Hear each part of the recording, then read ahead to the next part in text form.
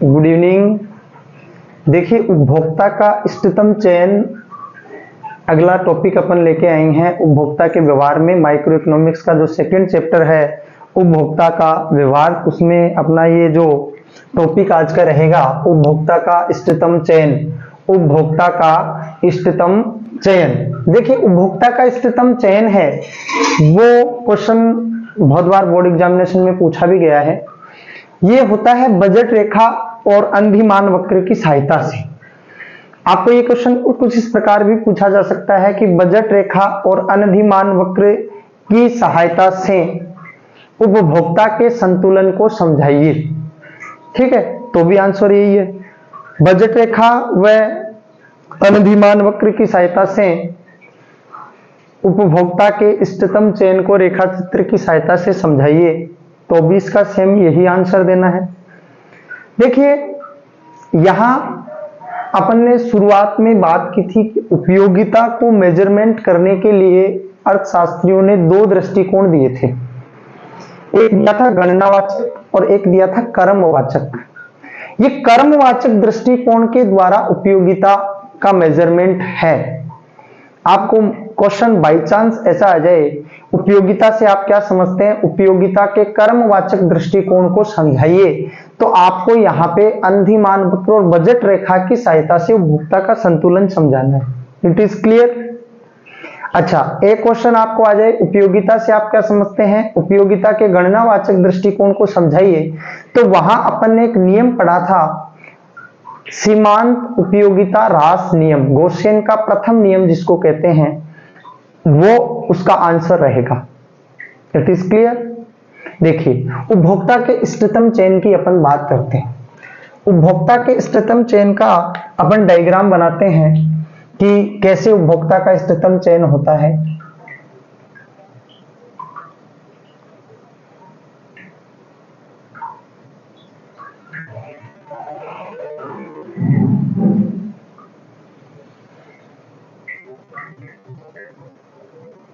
ये देखिए, ये अपन बनाने जा रहे हैं उपभोक्ता के इष्टतम चयन का डायग्राम। ये वस्तु ए है, ये वस्तु बी है, ये 0 है, ये आपकी बजट रेखा है। क्या है? बजट रेखा। ओके, देखिए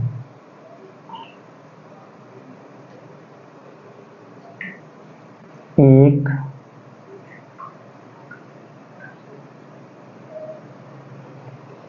ये 2 और ये 3। ठीक है, 2 नंबर वाला थोड़ा बीच से स्लोप ज्यादा है। IC1, IC2, IC3। तो देखिए, बजट रेखा के संतुलन की कुछ शर्तें होती हैं। बजट रेखा व अंधिमान वक्र, अंधिमान वक्र की सहायता से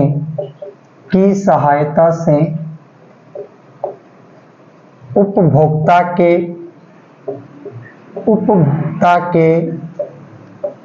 संतुलन की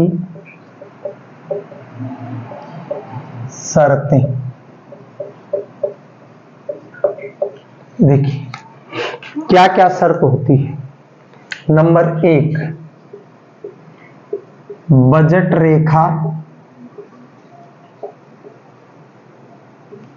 को अंधिमान वक्र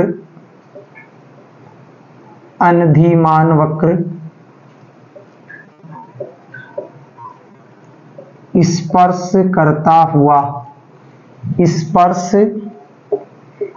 करता हुआ होना चाहिए। कल जो टॉपिक अपन ने पढ़ा था अंधिमान वक्र की विशेषताएं, वहां से और यहां से, ये दोनों ही अच्छे क्वेश्चन है, दोनों के बोर्ड में आने की प्रबल संभावनाएं हैं। इनमें से कोई सा भी क्वेश्चन आपको पुट किया जा सकता है, हो सकता है दोनों ही पूछ ले, एक छोटे में पूछ ले, आपको एक फीचर दे दे कि अंदिमान वक्र, दो अंदिमान वक्र एक दूसरे को क्यों नहीं काटते हैं, समझाइए। तो ये तो छोटा हो गया, बड़े में आपको संतुलन पूछ ले, अच्छा, या फिर छोटे में संतुलन की शर्त पूछकर और बड़े में आपको क्या पूछ लिया जाए, विशेषताएं पूछ ली जाए, एक शर्त। दूसरी, सीमांत प्रतिस्थापन की दर, सीमांत प्रतिस्थापन दर गिरती हुई होनी चाहिए, गिरती हुई होनी चाहिए, गिरती हुई होनी चाहिए। दो शर्तें। नंबर 3, सीमांत उपयोगिता, सीमांत उपयोगिता कीमत अनुपात के, कीमत के अनुपात में होनी चाहिए। देखिए ये 3 शर्तें जो बिंदु पूरी करेगा, ये 3 शर्तें जहां पूरी होती हैं वहां उपभोक्ता संतुलन की स्थिति में होता है, वहां उपभोक्ता संतुलन की स्थिति में होता है।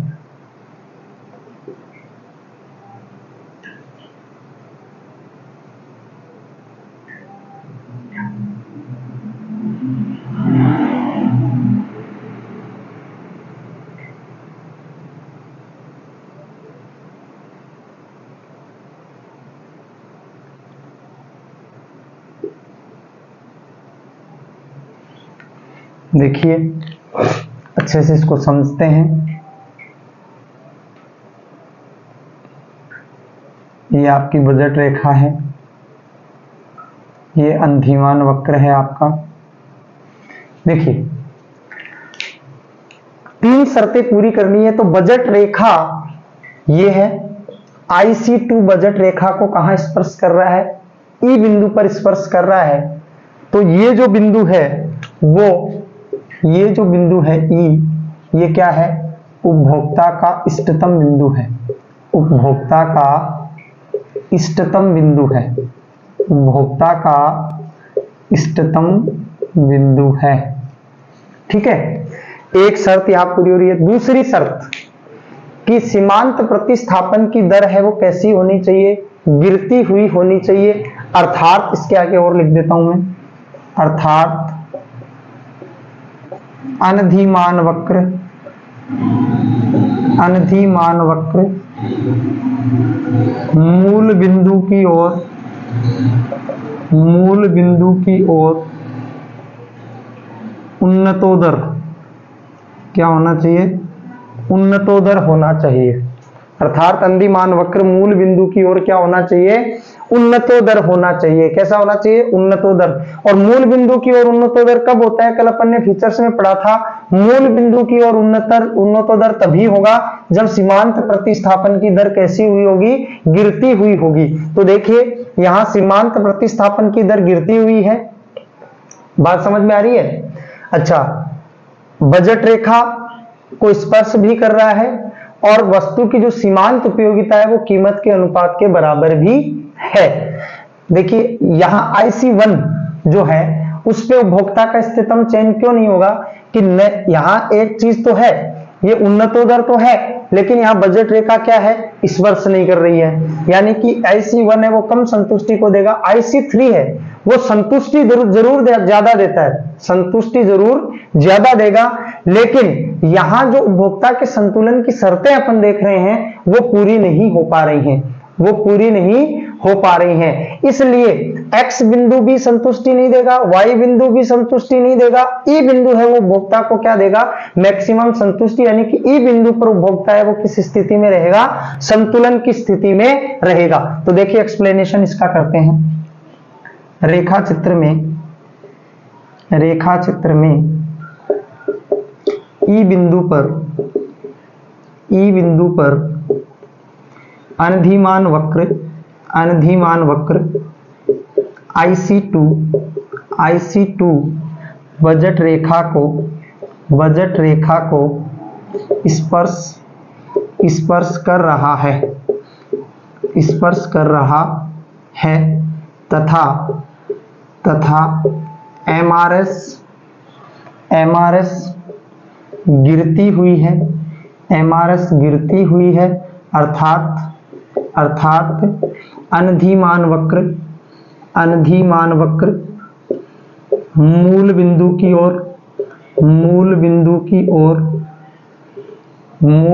की ओर उन्नतोदर है।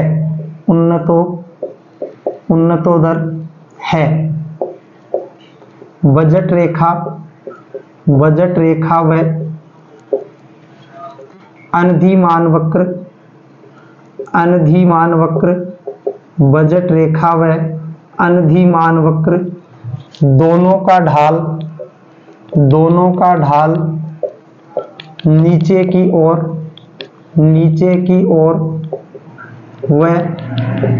व बराबर है। IC1 व IC3 उपभोक्ता को क्रमशः कम व अधिक संतुष्टि प्रदान करते हैं। IC2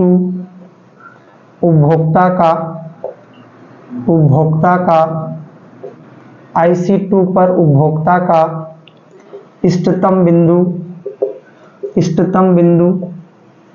इसलिए नहीं हो सकता क्योंकि यहाँ संतुलन की सभी शर्तें पूर्ण नहीं हो रही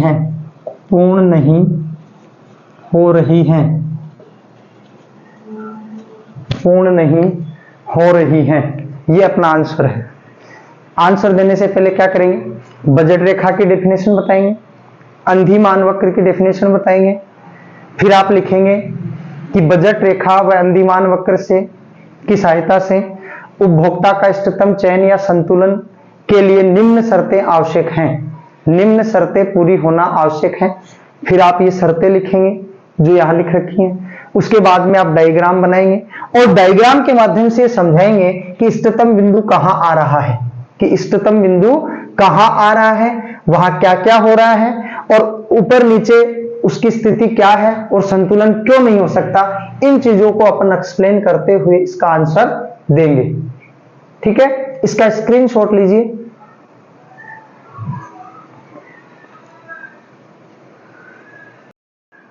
देखिए, अगले बिंदु की अपन यहां चर्चा करेंगे। अपना अगला बिंदु यहां रहेगा मांग। क्या रहेगा? मांग, डिमांड।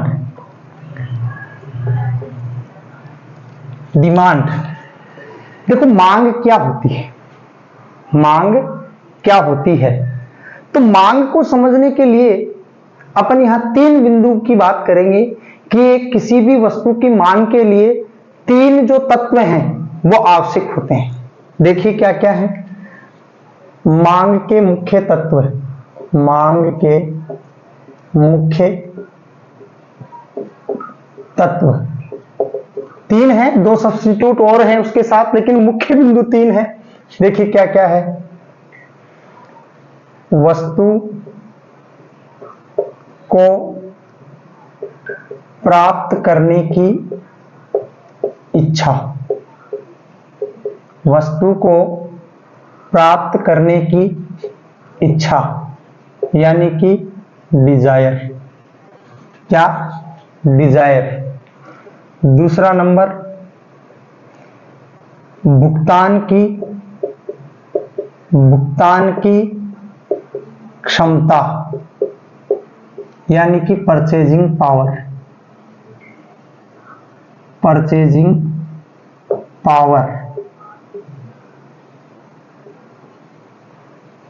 क्रय शक्ति, अपन इसको ऑब्लिक में लिख देता हूं, क्रय शक्ति। और अगला है भुगतान करने की तत्परता। भुगतान करने की तत्परता, भुगतान करने की तत्परता, पेइंग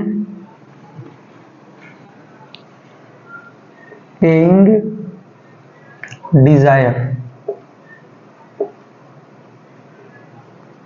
पेइंग डिजायर, भुगतान की इच्छा, भुगतान की इच्छा।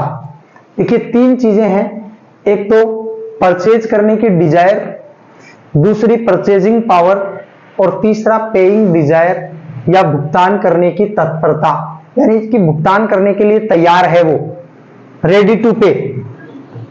इसको दूसरी भाषा में इजीली लिख देते हैं, रेडी टू पे, रेडी टू पे, इसको लिख देते हैं रेडी टू पे, रेडी टू पे, ये लीजिए रेडी टू पे। देखिए इस चीज को समझेंगे अपन, क्या है, क्यों है ये आवश्यक तत्व है।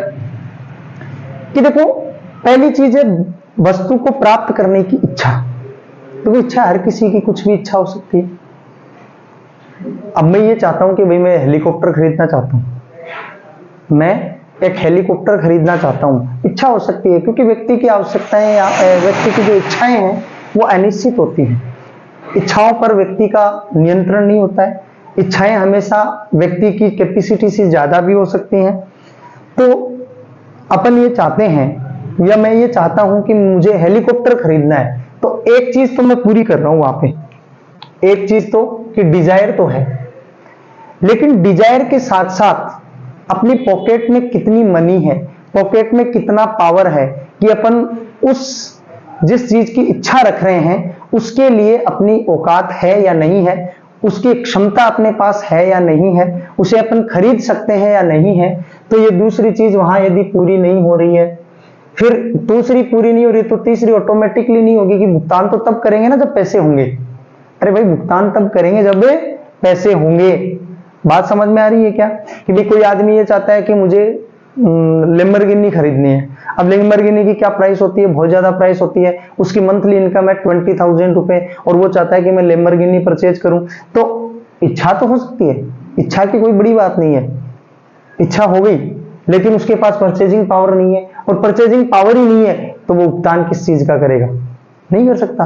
तो यहां डिमांड नहीं बनेगी।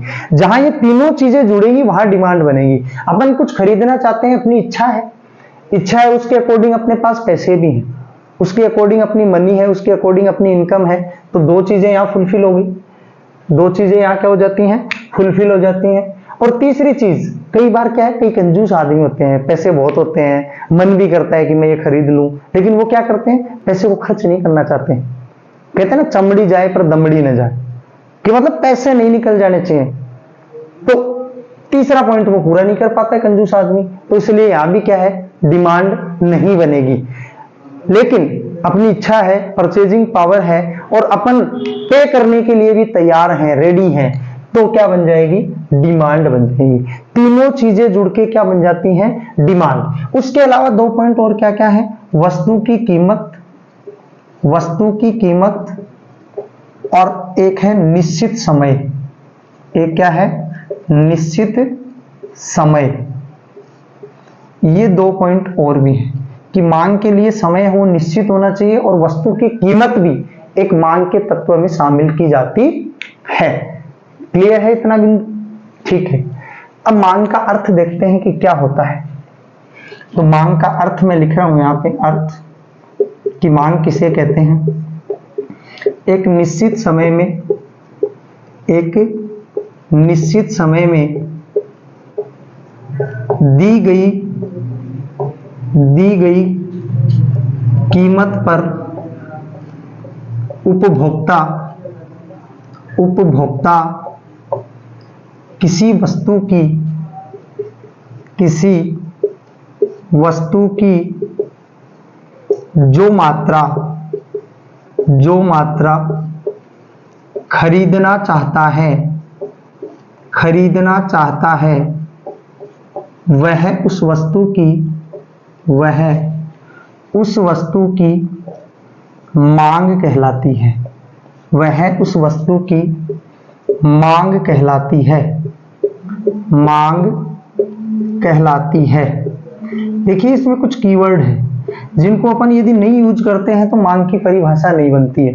जैसे अपन यूं दे दिया कि दी गई कीमत पर उपभोक्ता किसी वस्तु की जो मात्रा खरीदना चाहता है तो उसे मांग कहते हैं, तो बिल्कुल गलत हो जाएगा, क्योंकि दी गई कीमत के लिए समय है वो निश्चित होना चाहिए, तभी वो डिमांड बनेगी कि एक दिन में, एक महीने में, एक सप्ताह में, एक साल में एक निश्चित समय की डिमांड कैलकुलेट की जाती है। तो एक निश्चित समय में दी गई कीमत यानी कि जो प्रचलित कीमत है, प्रचलित कीमत पर उपभोक्ता किसी वस्तु की जो मात्रा खरीदना चाहता है वह उस वस्तु की क्या कहलाती है? मांग कहलाती है। क्या कहलाती है? मांग कहलाती है। क्लियर है? क्या कहलाती है? मांग कहलाती है। अब देखिए और चीजें क्या आती हैं इसमें। एक बिंदु आता है इसमें मांग के अलावा, मांग के ही बिंदु में आता है मांग अनुसूची। मांग अनुसूची। मांग अनुसूची, यही परिभाषा काम में लूंगा मैं। एक निश्चित समय में, एक निश्चित समय में दी गई विभिन्न कीमतों पर, दी गई विभिन्न कीमतों पर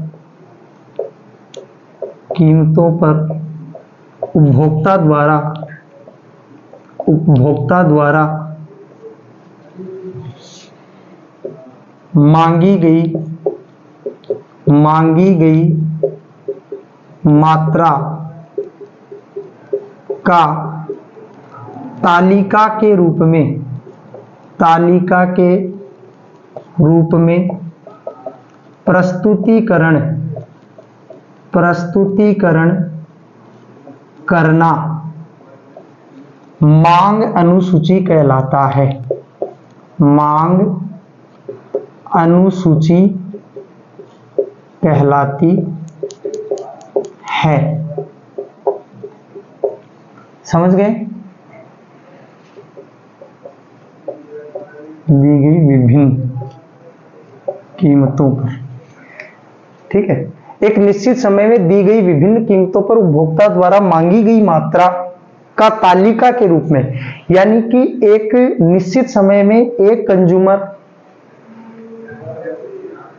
विभिन्न कीमतों पर जितनी मांग करता है वस्तु की, उसको एक टेबल के रूप में रिप्रेजेंट करना। Tabulation representation of demand is known as demand अनुसूची। क्या कहलाता है? Demand schedule. डिमांड शेड्यूल कहलाता है। बात समझ में आ गई होंगी। देखिए इसका तालिका में बनाता हूं कैसे। देखिए लिखेंगे कीमत और मांगी गई मात्रा। कीमत और मांगी गई मात्रा, ठीक है। कीमत P से व्यक्त करते हैं, मांगी गई मात्रा को Q से व्यक्त करते हैं। देखिए एक तालिका में इसके नीचे बना देता हूं।